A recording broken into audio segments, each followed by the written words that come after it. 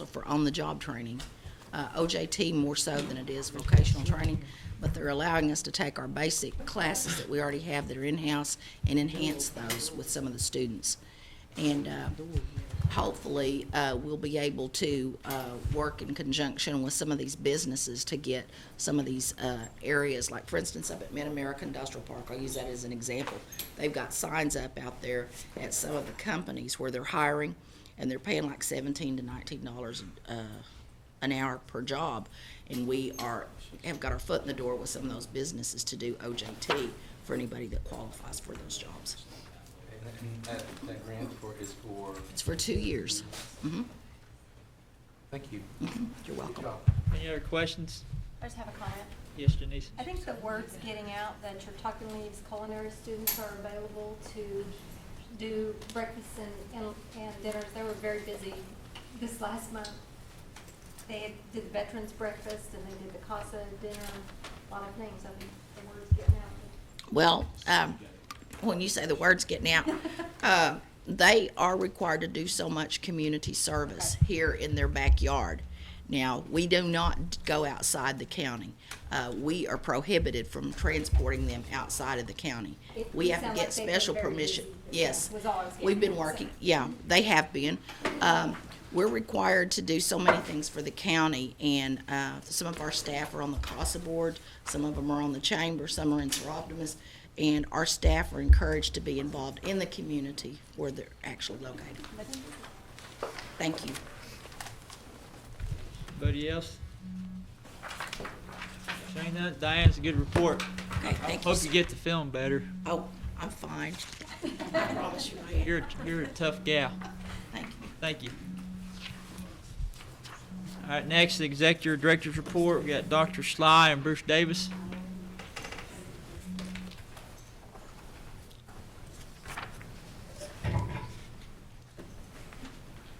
Good afternoon. Good afternoon. Merry Christmas. Happy New Year. Ladies and gentlemen, the new Deputy Executive Director of Education Services.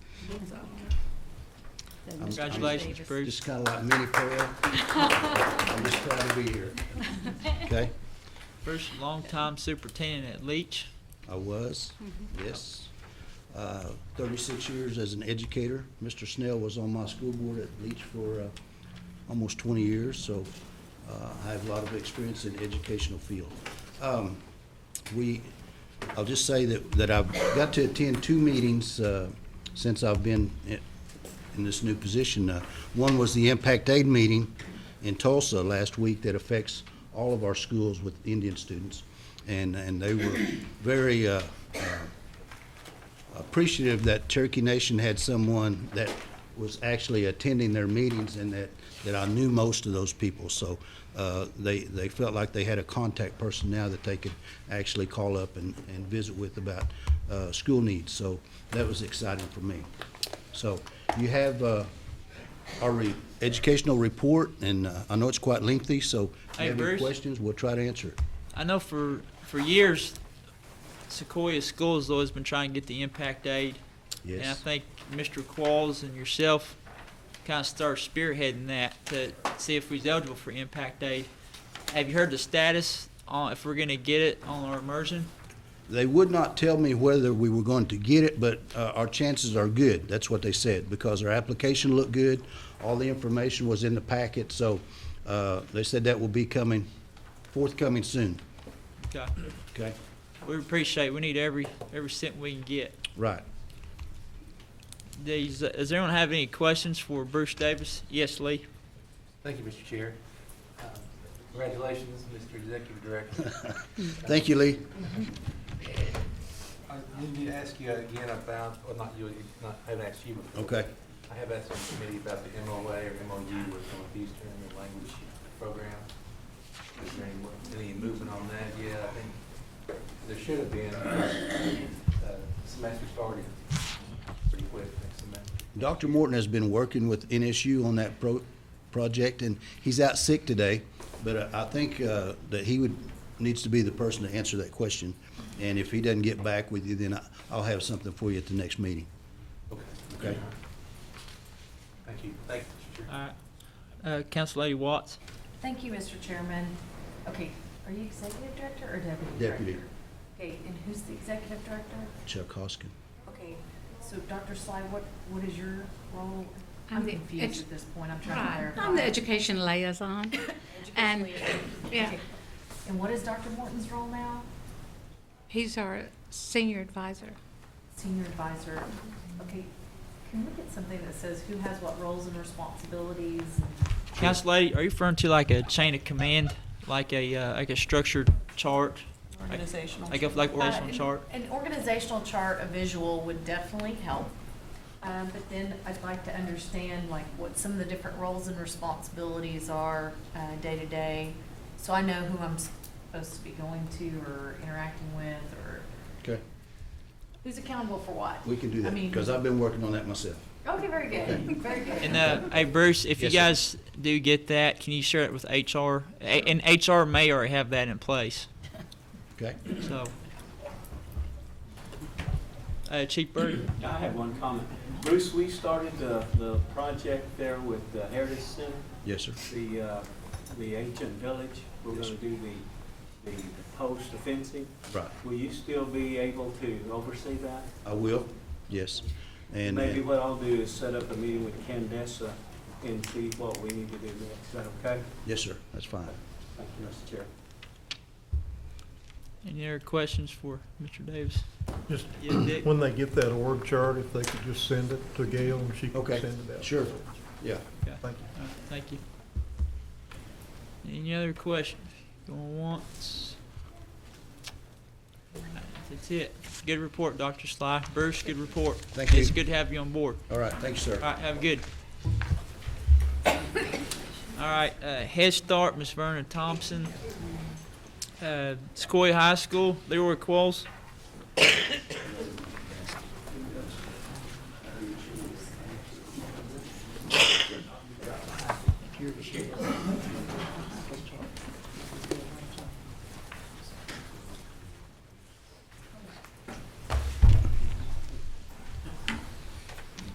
Good afternoon to all.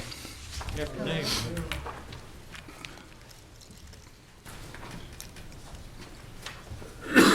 On our dates that you have on the report, there's not very many changes. We don't have a full month of school, obviously, but I'll just go through these right quick. We had a student art show last Monday evening on our campus at the high school building, and it was mostly immersion kids. They had a lot of good artwork there. There was good attendance. I think it's the best family community meeting that we have had to this point. I think our young artists helped draw a lot of people out. They did a lot of good work. This past week, our basketball teams finished second in the Inola tournament. It's stated there on your report. We had one young lady, Jonette Cookson, that made the all-tournament team, and also one young man, Zach Parrish, that made the all-tournament team at Inola. The girls played very well. High-stress atmosphere. They did play the number one team in 4A, who's undefeated this year, and two-time defending state champion in 4A. And actually, our girls led the ball game up until about the 5-minute mark, and Fort Gibson went ahead of us and won the ball game. But we're awfully proud of them. To give you a little bit of information about the team, probably 3 of our starters may not have a driver's license yet. You know, they're that young. So they've got a bright future ahead of them. And the boys, I think it wouldn't have mattered how we shot the ball. I think we were just kind of overmatched. We played 2 very good teams. The boys team we played is number 3 in the state in 4A. But the kids made a great showing. First, they've been to the finals there in a while. Also, December the 8th was our starting date for Angel Goodrich, former alumni, or is an alumni of Sequoia Schools. She's in a position where she can help a lot of our young student athletes. One thing that I discussed with her last week that kids do not do quite a bit, and it's everywhere, and they don't know to do this, is do a clearinghouse by the end of their junior year, or by the summer before their senior year begins. NCAA clearinghouse, if there is a chance that they will attend an NCAA school, and if it's an NAIA school, they've got to do an NAIA clearinghouse. Without doing those things, it makes it a little bit more difficult to be accepted and to get into colleges. I think she can help them by example and being a good role model with some of their academic needs, especially going to tutoring. And I'd like to mention that because of a grant that we have, we've got a great tutoring program in the evenings, especially in the area of math. I've seen many math failing lists. I'm thinking back through the years at Tahlequah High School and here at Sequoia and the other places I've been. A lot of the kids on the list are usually in math. Last week we didn't have one on there. We're getting them extra help in math. I think that'll help them tremendously down the road. Of course, number one, you got to go. And we've got a great coordinator, and she'll round them up, and if they don't go, and get them to where they need to be. The next day on the 9th, we had a young lady, Michaela Pritchett, that signed with Bacone to run cross country. She's a bright young lady, has a good future, and she's on last year's team that placed third in state meet.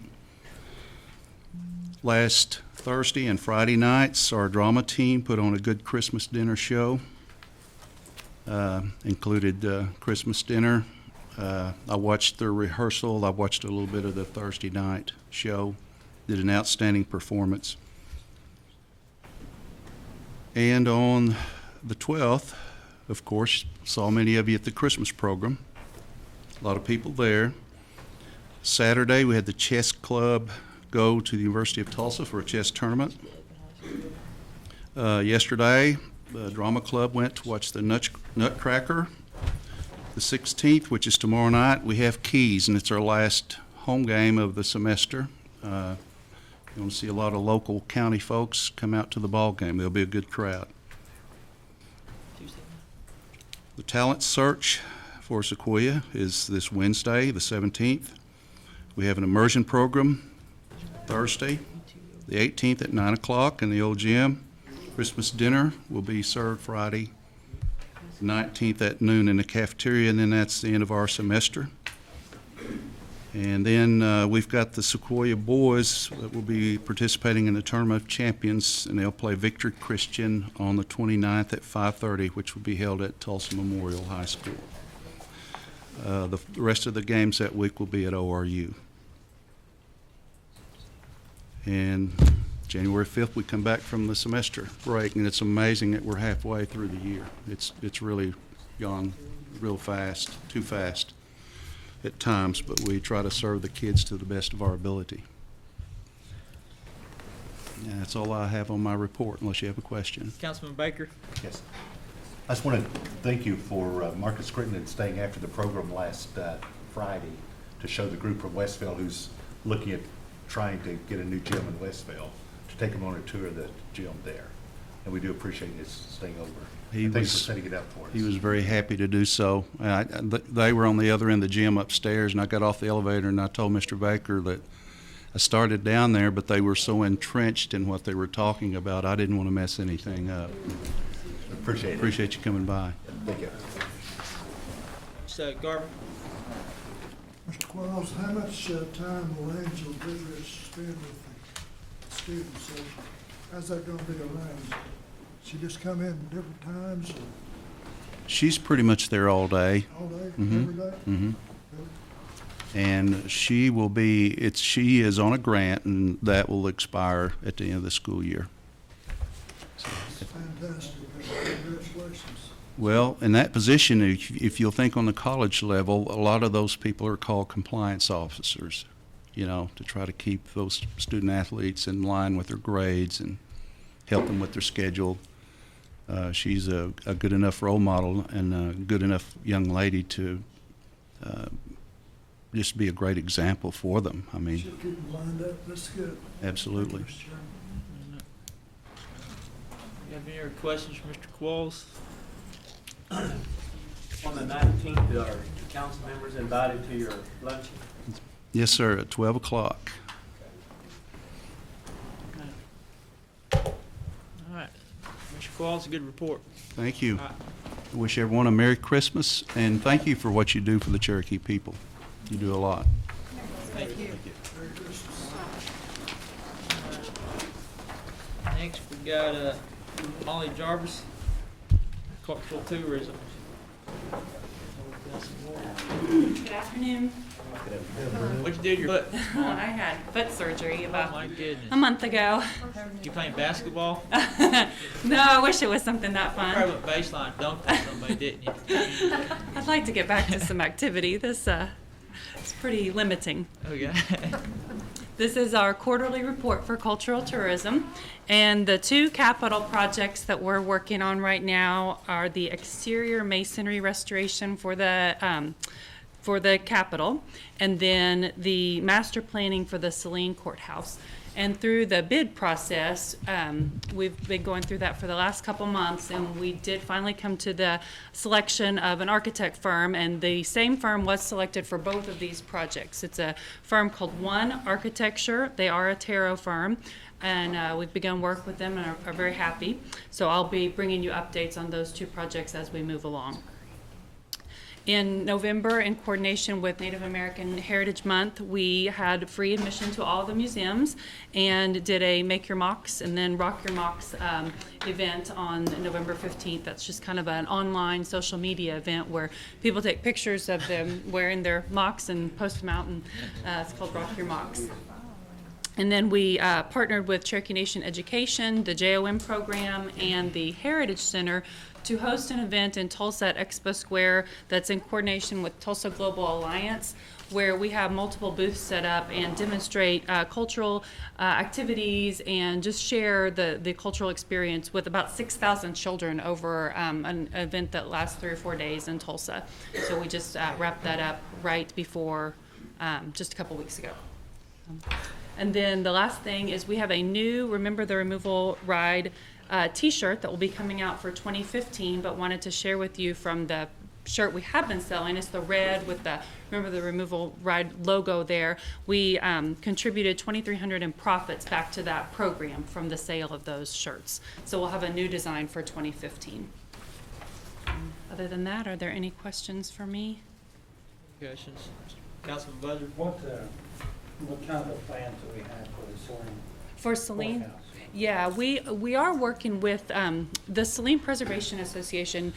A number of years ago had put together a master plan document. So that's kind of a framework for where we're starting. But we're going to work with this architecture firm to do a full-scale plan for the entire area, including that additional 60 acres that was recently acquired, to include walking paths and anything that can make it a better use of that site. But it will include interior access to the actual building, as well as, looking at the bridge access that's there, parking, outdoor facilities, indoor facilities. So again, I can bring those updates back to you as we work with the architect firm.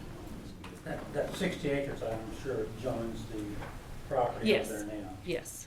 And then the road going from Highway 412 to that, have you talked to anybody about fixing the road? Michael Lynn was one thing in the road program. If we're gonna have something in, we need to have a really nice road. Yeah, I've not looked at that road in particular. Most of it just the bridge access actually to the site. To the farm. Have you been over that road? Yes. It's rough, so. Yeah, and we can look at that as we go along. And I can talk to Michael. Thank you. Yes, Mr. Carey. Thank you, Mr. Chair. Thanks so much for the removal donation. Yes. I'm sure Cheryl had something to do with that. Yes, she did. It's a good job. Yes. So that's great, and it goes directly to Cherokee kids. Yes. Yes, and we're supporting that again this year. Thank you. Thank you, Mr. Chair. All right, thank you. Councilman Carey. Any other questions? Seeing none, good report, Molly. Thank you. All right, take care of yourself. I will. Bye. You have a good Christmas. You too. Merry Christmas.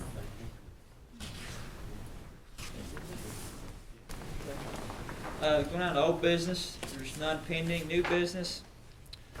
This is a discussion and possible action, removal of policy for W-2 verification for Cherokee scholarship participants in inside the higher education boundaries. I put this on the agenda because I had a lot of constituents that they wasn't able to get the Cherokee scholarship because their W-2s were late, therefore they couldn't get their FAFSA submitted in time. Right now, we require all of our citizens to have FAFSA so they can apply for their scholarship. And so anyway, so a lot of people come in, and some of you guys may experience some of the same scenarios. Visiting with Miss Pigeon last week, the FAFSA brings money into the Cherokee Nation through Pell eligible students. Students that are eligible for Pell, there's Pell money that come into the tribe that we use for our scholarships. So it's I don't know, it kind of hurts us and helps us in the same way. And I just wanted to kind of give a scenario there and what your thoughts were on discussion on this. So really, I guess you probably remove W-2 and just say FAFSA verification, because W-2s aren't even required for the scholarship, just FAFSA. Are you guys clear on the issue? Or kids just need to get their stuff turned, their FAFSA turned in and get their, yes, Council Lady. Mr. Chairman, are you suggesting by the agenda item that we remove the FAFSA requirement from our scholarship? No, not remove it. Probably, maybe not stick to it 100%, maybe. I don't know. I guess, I don't we think do for one, we do for all, Let's so set a I'm policy at, except when we don't want to. Yeah, well, you don't remove it. No. no, you keep it a requirement, but my thing is how do we fix the kids that their W-2s, their parents don't want to claim taxes, or there's kids that their parents want to file an extension on their taxes, and they go past the deadline for the scholarship. What do we do with those kids is, I guess, what my question is. Mr. Chairman? Yes. You know, it's critical that those parents assist those students, and we need to hold them accountable. I know that that's difficult. Sure. Councilman Byrd counseled originally in high school, right? So it's easier said, I guess, than done. But if we don't do that, it's not impacting just their Cherokee Nation monies, but it's leaving a lot of other money on the table, and we don't want them to have student loans if they're not meeting those deadlines. And if I recall correctly, when our scholarships due, it's quite past typical April filing dates for taxes. So we're encouraging a choice that impacts our students for a lifetime potentially. And if it's a question about how the FAFSA gets done, I have a contact in the Department of Education that works on FAFSA and does outreach to Indian Country. I mean, we can probably ask for additional resources to come in and do things with our students or train our counselors better in the education department. Here's the other thing that I'm trying to understand what is the impetus. Well, the other thing I've learned about the FAFSA is that I guess you don't have to have your W-2s anymore. I guess they've done away with that you can just put a number in there of what your family's income is. And so, for saying that, I guess you really don't need a W-2 to submit your FAFSA. You can just put the parent's income in there, just to get the FAFSA out of the way, just so that they can start applying. Has it always been that way? It's when you file it, and then you can tell them they haven't filed taxes yet. Right. And they'll come back and adjust it later. Okay. And it's all electronic and it's real easy now compared to what it used to be. But if there's an issue that we need to address, I'd like to understand it because I think everyone on this council cares about this issue. Okay. Here's what my thing is inside the 14 county, it doesn't matter if you're rich or poor, or if you're Pell eligible or not Pell eligible. You're still going to get the Cherokee Nation Scholarship, regardless.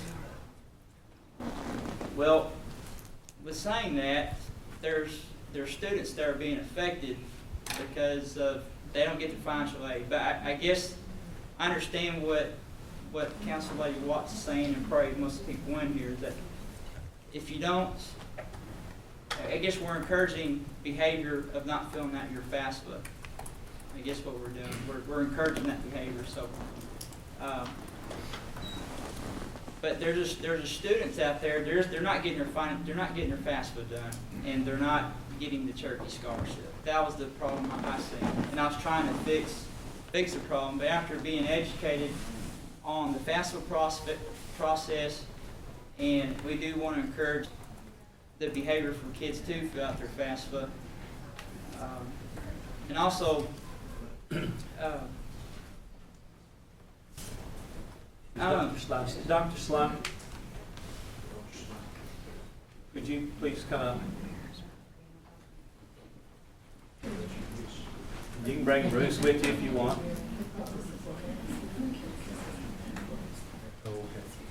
The FAFSA, I think it's the responsibility of the parents to make sure that part is done and get their W-2s in. You cannot eliminate that now. We use FAFSA for accountability and to determine the level of the students and the family. Is that correct? Yes, they do fill that out, and it's dependent on what the income is in defining Pell eligibility or non-Pell eligibility. What we recommend the students do is that on January 1 to fill out that FAFSA form via the computer, and so some of them have to be at school, but they will use last year's income report. Now, if their parents' income varies a great deal from that, then they'll have time to update it later on in the year, after the parents get their income tax completed. But we own, that's the parents' job to do that, to get their income tax done and make it available to the school and student. Some parents won't do that. Dr. Slot? Yes, sir. The students that are non-Pell eligible, they're non-Pell eligible. The tribe, we don't get any funds off of them, correct? The non-Pell eligible kids? No. We don't get any funding for them. No, what we do is we get just an amount allocated per year for Pell eligible students. It's through the self-governance contract through the Department of Interior. We get X dollars, and then those X dollars are divided among all the Pell eligible students. Is that the thing with the UKB we ran into a while back? The same deal, like the per kid? That's the Yes, same- sir. the Same program? Yes, sir. Okay. Because with our Pell eligible students, what we would do is divide the number of Pell eligible students into the dollar amount that we had available. And then for those Pell eligible students, we would finish with tribal dollars to bring them, those that are in the 14 county area, to bring them up to $2,000. So we used that Pell eligible money to the extent that we could, and then finished off with the I wonder tribal. if we could do like a forgiveness, like say a kid doesn't get his FAFSA turned in on the day of the deadline of the Cherokee scholarship, and do some type of forgiveness deal. That way, we're serving everybody. We're still encouraging the behavior to get FAFSA filled out, but there's a forgiveness period that. Do that. Why would you penalize the people that fill theirs out in time? Well, my thing is, why is there a stipulation on our scholarships where regardless of economic status, whether you're Pell or non-Pell eligible, they're still gonna get the scholarship regardless? Right, but the Pell, non-Pell eligible tells us where we can disperse some funds that are directed toward our Pell eligible students. And that FAFSA, the part that, we have no control over, is what the parents are responsible for, filling out their income tax and making it available. I know of some parents who've never made that available to their students, to their children. So they were never able to complete a FAFSA. Yes, Speaker Jordan. About the only thing that I see that we can do, and of course, you and I have discussed this at length. Yeah. It appears to me that we've got to maybe get the schools to identify those children that maybe their parents are not helping them, so that we can get them with Dr. Morton, who can actually assist them through a program that you all have on going into the school and working. You were mostly working with the teachers, but I believe we could probably slice a little bit of that time off where they help those students that are not getting active participation from their parents. Because I agree wholeheartedly, they got to fill the FAFSA out. It's not just us that depend on FAFSA, it's so many other things that they might be eligible for. And especially if they're Pell eligible, there's a whole lot of other things that they might be eligible for that would keep their loan repayment down over, it keep them from having to borrow money. From what I can tell from what Chairman Walkenstick has told me is that he's interacting with young people from time to time that get no active help from their parents. No help even in filing a tax return that they need to file. They just ask for an extension period of time after time instead of filing that tax return. But I think in your investigation you have found out that there is a way for them, the kids, to go ahead and file faster. Yeah. I actually had a child that called me last spring, and she was actually in a guardianship of another person and was trying to get ready for her college deal. And I said, honey, you need to go online and best you can fill that FAFSA statement out, and then go online here and try to fill out for the scholarship. And she did, and she was successful. And she was from another county. But I said, that's the best you can do when your parents are not able, for whatever reason, to assist you. She didn't even have access to their taxes, but apparently there is a way that you can go ahead and give enough information to the FAFSA form on computer to get you to the point where you can then apply with us. And she was successful in getting our scholarship. And there are a lot of kids that are turning 18 before they get out of high school. And of course, they shouldn't be emancipated at that point, but a lot of parents are just turning them out. I mean, that's just, I mean, for whatever, I mean, this is a deal within their family. I mean, I know I've got it within my own extended family. The children think they know it all, and the parents have just, you know, they're just to the point of thinking, okay, if you think you know it all, go do it. It's a bad old world out there for those 18-year-olds. But sometimes there's something between the parents and the kids. It's not always the parents don't care. Sometimes it's the kids have put everybody in that situation. Then they realize they don't have any money to go to school. Yeah. So I don't know how, I don't think we can just give up on the rules. I think and you and I discussed this before about, I just don't know how you just decide that we're not gonna apply a rule because they've got a hardship there. They're gonna have to work around that hardship.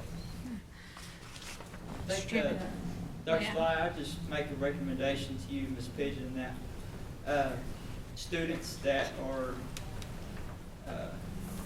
they don't get awarded their scholarship for whatever reason, that there's follow-up there, that you guys get their FAFSA, you assist them in FAFSA. I know you guys got outreach specialists and stuff that go to schools and do that, but you find a way or avenue for these kids to get FAFSA, because like I said, there's a lot of parents that aren't very supportive, and there's some that they don't get the tax returns for a reason, but it sounds like you guys have loopholes to just put the parents' income in there, you know, even though there's no W-2 available. They just, you know, stick it in there and get that thing submitted so they can be eligible for their scholarship. I just ran into a lot of kids that ran into this, and you know, the first time I came on council, the first legislation I wanted to change was that daggone Pell eligible, non-Pell eligible stuff. I want everyone to get the same amount of money right across the board. 'Cause when I was in school, I was the poor Cherokee, and I got the $750, and then the rich Cherokee got the full $1,500. I didn't understand that. It didn't make sense. I wasn't financial. It didn't click with me. Yeah, the poor Cherokee got the lesser amount. The- Plus Pell, right? yeah, and I got paid. I was saying, didn't click with me, and then I understand the financial side of it. But just these Cherokees that are in school, they don't need to be thinking about that. They're all Cherokee. They all get the same amount of money. And so I'm glad that this council passed that legislation, or makes the same amount of money, or gets the same amount of money. My thing is, there's kids now that they're not getting this scholarship money because they didn't get their FAFSA filled out, and they're not getting the Cherokee scholarship. So if you guys could do something on your end to be proactive to help these kids fill out their financial aid, I think we'll be in good shape and we won't be getting into this situation. Well, Yes, if Mr. you, George. Additional comment, if we run across those young people in our travels, we need to push them towards the scholarship office. And from there, I think that maybe they can, help them through your computer system yes, mhm. and see if you can't help them get the FAFSA form filled out. And Mr. Chairman, may I say that our outreach workers, if the schools will call them, or if you hear of a student, please put them in contact with us or give us their name and contact information. Our outreach workers have computers that they go out and they work with the students. They can do it one-on-one. They go to visit classrooms and help them work through their applications and FAFSA. They're out there. Now, we do have a limitation in that we've only had one outreach worker on, at a time, because every time we've hired one, another one leaves because Ms. Shadon, who was our outreach worker, she's left us for Job Corps, and so now we have one again, and so it will be a little difficult for that one to get to everyone, but we will gladly assign the outreach worker to a school if you know of someone who's needing assistance. And Yes, Speaker, go ahead. your computers and set up shop and worked with any kids that would come in. Mm-hmm. You can't always get them to come in, but they had a day that they could have come in, and they would have helped them right there on the spot. And we can, like I said, they take their computers to the schools. They help them work through them there in their classroom, and so we make every effort to be out there and available to the students. And so that's why I say if you know of someone who needs some special assistance one-on-one, I asked for extended member of my family last year because they had some issues, and so. Those counselors, those outreach workers can really be of assistance to those students. Councilor Cody. I just have a couple of comments to make. If they don't fill out the FAFSA, they're eliminating any scholarship, any opportunity for scholarships, because every one of them require it. Number two, if we don't require it, then our tribal dollars are not going to go as far because we can't use the Pell dollars to sort out the Pell eligible students.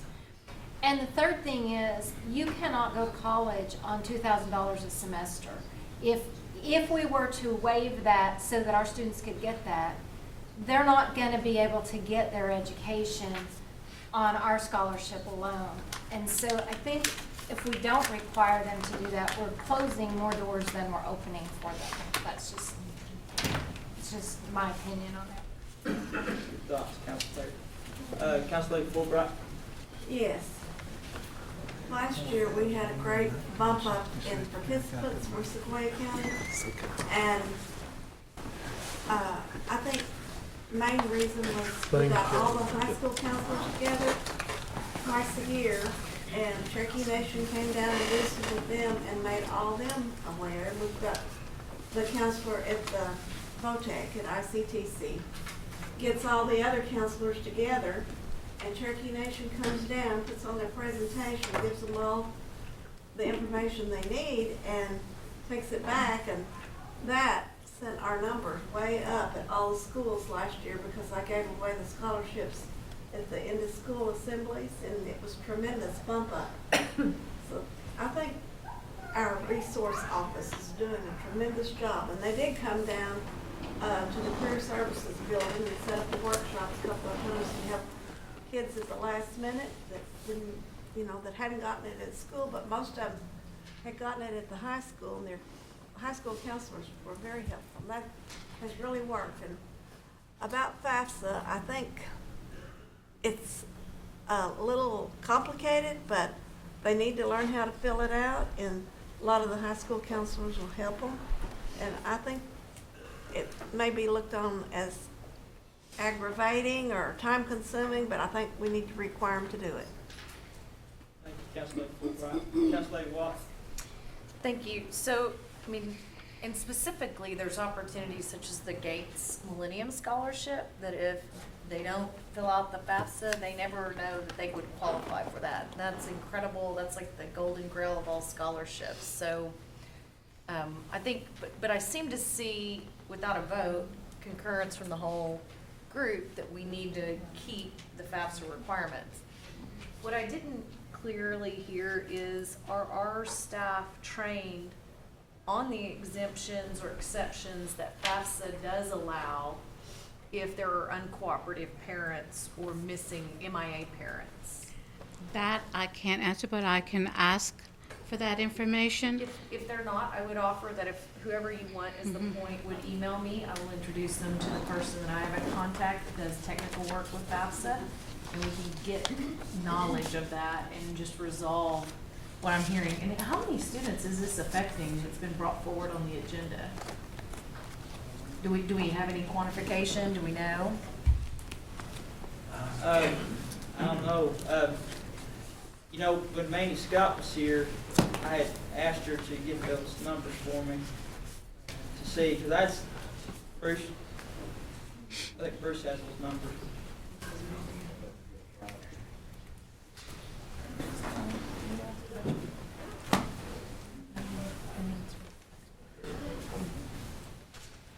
I just want to let the council know that as of today, new scholarship applications are up to 327, up at least 100 from this time last year. Are you talking about total or in addition to the normal? In addition. Bruce, do you know how many students were affected by financial aid by not getting the scholarship? It wasn't a large number, no. I want to say a half a dozen maybe. Okay. But what I want to say here is that this number at 327 now, and we still have till the second week of January for these applications to come in, so we could be seeing 500 applications by that time. So the scholarship process is, somebody's doing something right, Janelle, by getting the information out there, because our students are coming in, filling out applications every day. So just letting the council know that Chuck Jr. and myself and the chief have visited about these numbers, and we're going to make sure that these students get their scholarship money. So that's a good thing. Bruce, I've been hearing, we got 5th and 6th graders up in Muskogee talking about the Cherokee scholarship. That's good, Steve. That's good. The word's out, and I think our numbers are going to double from what they are now. And it's good that we have that initiative on the council to keep improving the scholarship dollars too. Right. Okay.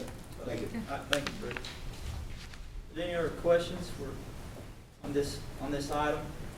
Thank you, Dr. Slott. Thank you, Dr. Slott. I might just add one comment. I'm like Janelle, I go and give out the scholarships, and the first thing I ask them when I'm talking to them is I want them to raise their hand and say, how many of you all? Every year it seems to increase at the schools I go to, and every year I say, you've got till June and we've got a scholarship for you if you are a Cherokee Nation applicant. I mean, there's no we're giving out, as of right now, 3,430 scholarships, more than we've ever given out since the scholarship creation. And all here, we're all members of this committee. That is one of the things that we have made aware to administration. The chief being an educator, this is a very strong point with him. If we're missing 5 or 6 students, let's find out who they are. Let's push them towards the education department. You can't change the rule for 5 or 6 students, but what you can do is gather those 5 or 6 students up and get them to someone that can get them some help. Yeah. And a call I had from, it was another area last year, and she was successful, so it can be done. She basically didn't have any parents that could help her, but she did get access to a computer. She did get through the FAFSA process. Like Janice said, they're just closing the door to so many potential scholarships if they don't fill it out. Thank you, Speaker Board. Any other questions or? I've got another comment. Yes. Just thinking back on this, when I first got on the council, it was a $1,000 scholarship, and we pushed so hard to double it. And I had been an educator for many, many years, and just before I was on the council, I was teaching at a small junior college at Sallisaw. And they have a liaison person there to help the kids fill it out. But coming from Sequoyah County, and it's underemployment and undereducation, I think these scholarships is one of the best things to help people get out of poverty and to get an education. I'm very, very thrilled about people going to college and bettering themselves, and even we've got more access to junior colleges now for people that can't afford to get to NSU and other places. So I think we're making great strides in education. I'm proud of our record. And I think we're eliminating excuses for kids going into higher education is what we're doing. Because a kid can get a Cherokee scholarship, full financial aid, and go to school for almost free or free, before being a full Pell. So it's a good day to be a Cherokee. that's right. Any other questions or discussion ideas on this? All right, saying none. Discussion. Announcements. Next meeting is January 12th. Entertain a motion to adjourn. So move. Second. All those in favor? Aye. Aye. Adjourn.